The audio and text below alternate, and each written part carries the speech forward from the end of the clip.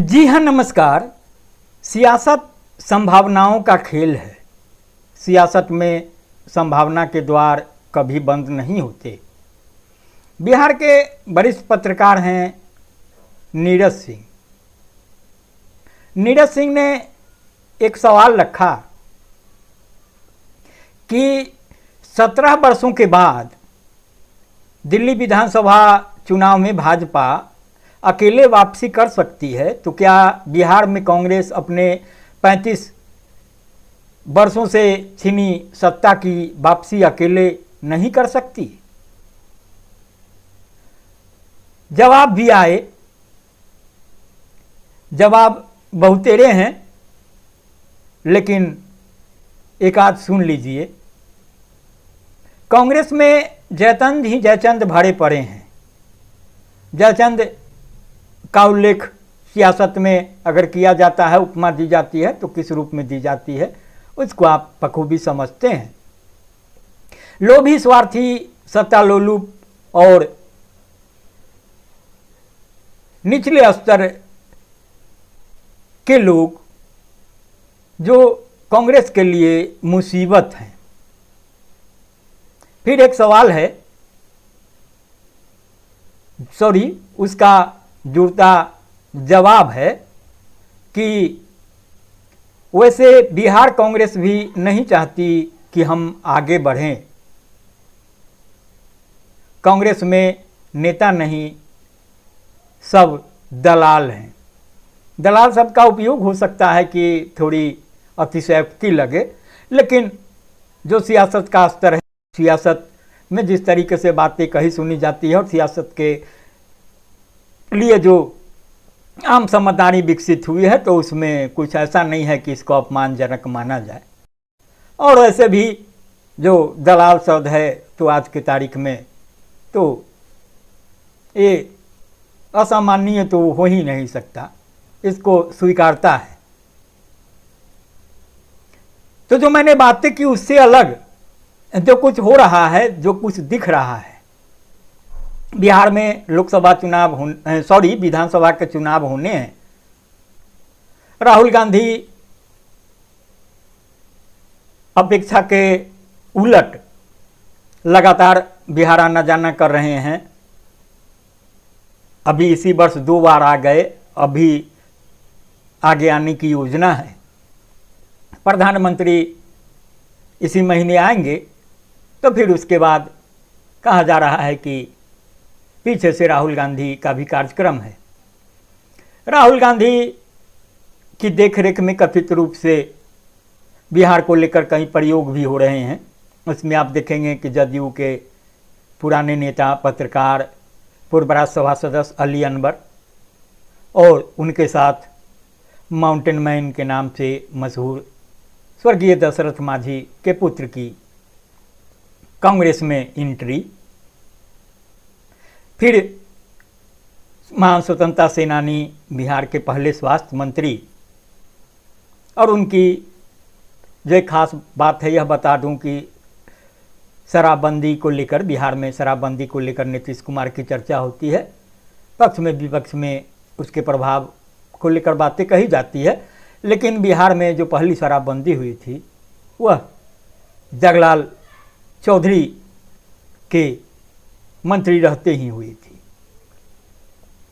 तो जगलाल चौधरी को याद करने राहुल गांधी आए थे, वहाँ भी बातें हुई।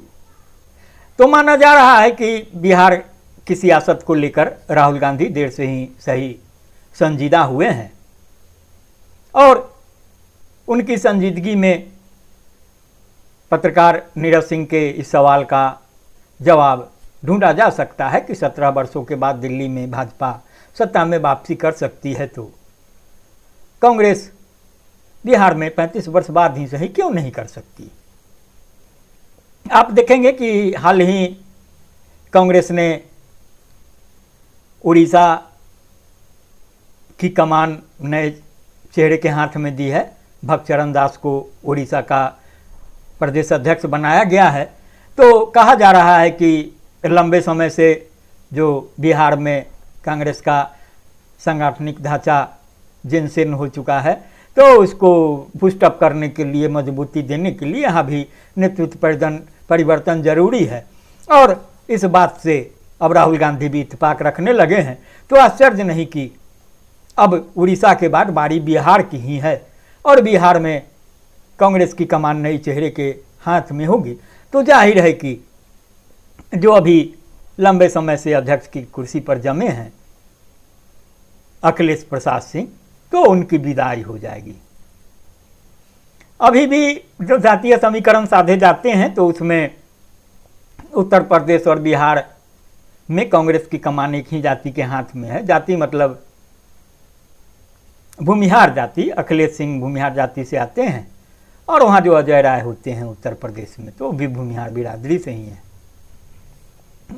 पड़ोस के झारखंड में जो बिहार का ही हिस्सा है, रहा है, तो झारखंड में भी पहले भूमिहार जाति के ही अध्यक्ष थे।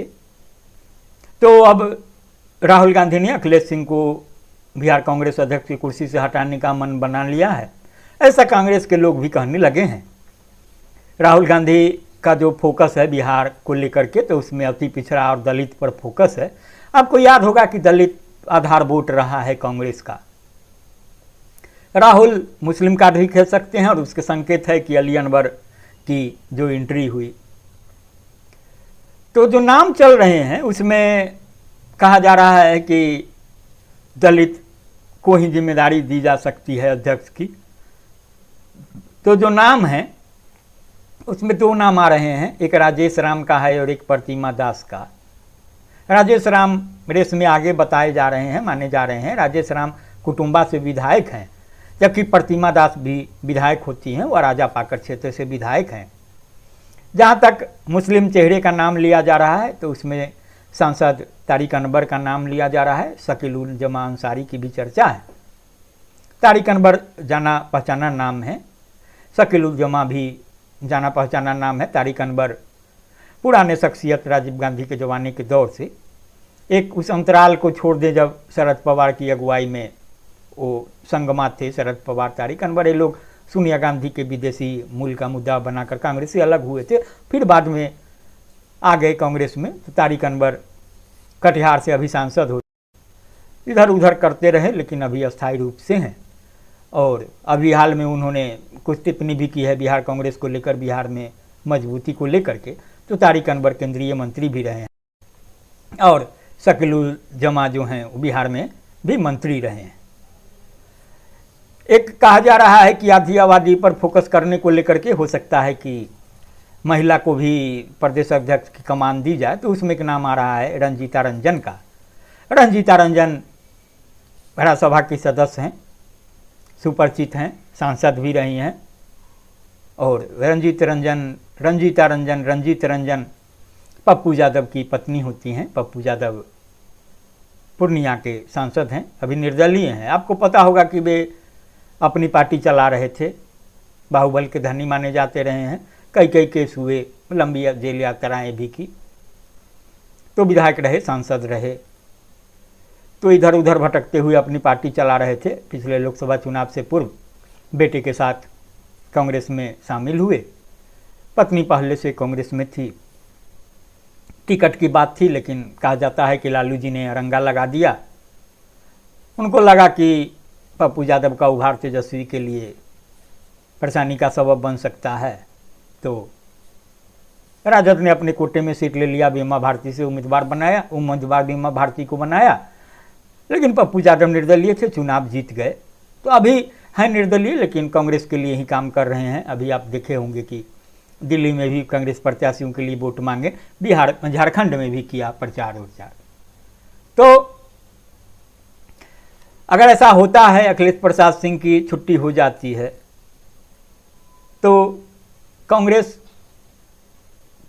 को लेकर के एक बात जो बड़े विश्वास से कही जाती है कि कांग्रेस और राजद में बिहार में कोई फर्क नहीं है।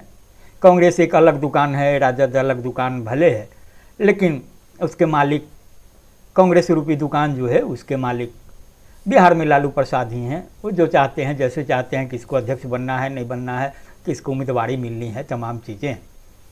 चूँकि अखिलेश प्रसाद सिंह का रिश्ता लालू जी से रहा है, लंबा राजनीतिक रिश्ता भी रहा है, बहुत विश्वास पात्र रहे हैं।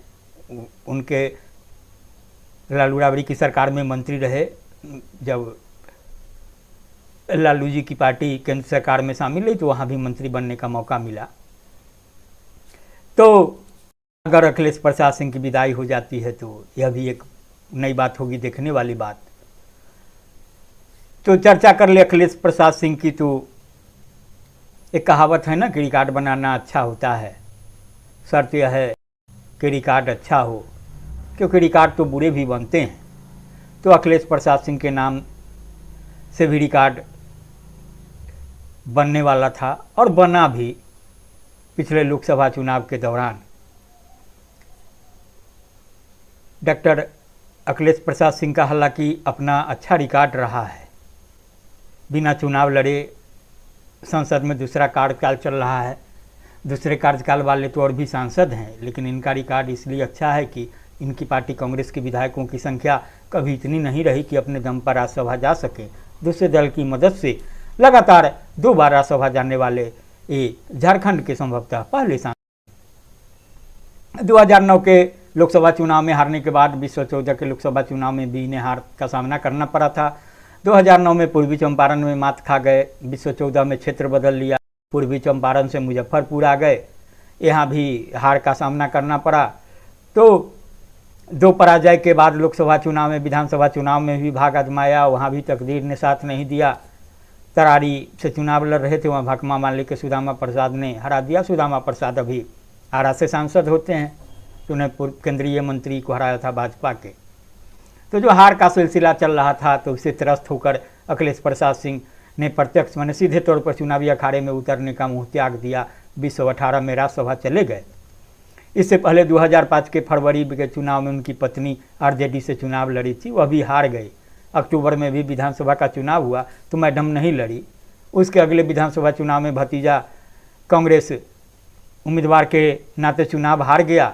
तो बात यहीं तक नहीं टिकी। 2019 के लोकसभा चुनाव में पुत्र आकाश कुमार सिंह को लोकसभा उम्मीदवारी मिल गई पूर्वी चंपारण से, जहां 2004 में अखिलेश प्रसाद सिंह की जीत हुई थी। पुत्र को जिस राष्ट्रीय लोक समता पार्टी से उम्मीदवारी मिली थी, वह पार्टी भी अब नहीं रही।